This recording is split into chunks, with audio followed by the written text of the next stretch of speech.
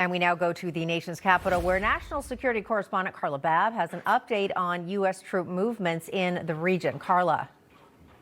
Hi, yes, we are just learning that officials say the Boxer amphibious ready group is deploying ahead of schedule from the West Coast to sail through the Indo-Pacific and eventually end in the Middle East in order to help additional forces deploy to the region. Now, we are learning that the Boxer amphibious ready group obviously includes the USS Boxer. It's known as a big deck because it's like a mini aircraft carrier. It also includes the USS Portland and USS Comstock amphibious landing ships. There are about 2,500 Marines, 4,000 total service members aboard these three amphibs. They come with, you're looking at that capability to spring out of a well deck for an amphibious assault. They also come with F-35 fighter jets, missiles, machine guns, ship-to-shore capabilities that we're being told. Now, officials say the sailors and Marines shortened their leave period after completing their certification and training in order to accelerate their deployment.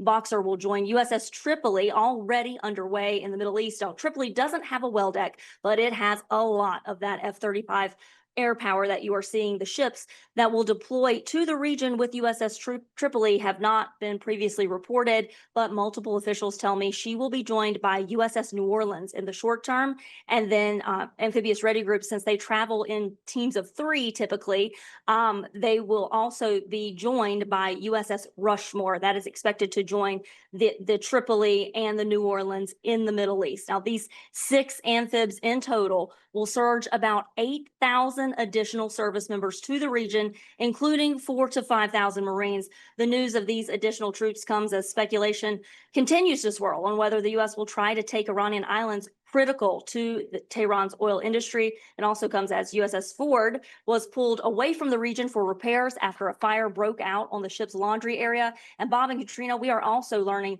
breaking news now that a U.S.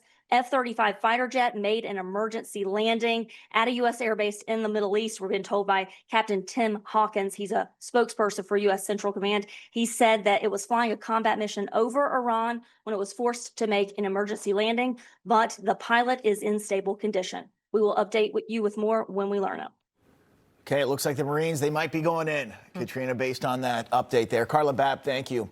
All right, let's bring in former Deputy National Security Advisor for President Trump, Victoria Coates, Director of the American Military Project, Will Tebow, and Chief Economist at the Heritage Foundation here with us in studio, EJ and Tony. Thanks to all of you for being with us here. Victoria, I'm going to start with you here. Every day that Iran makes strikes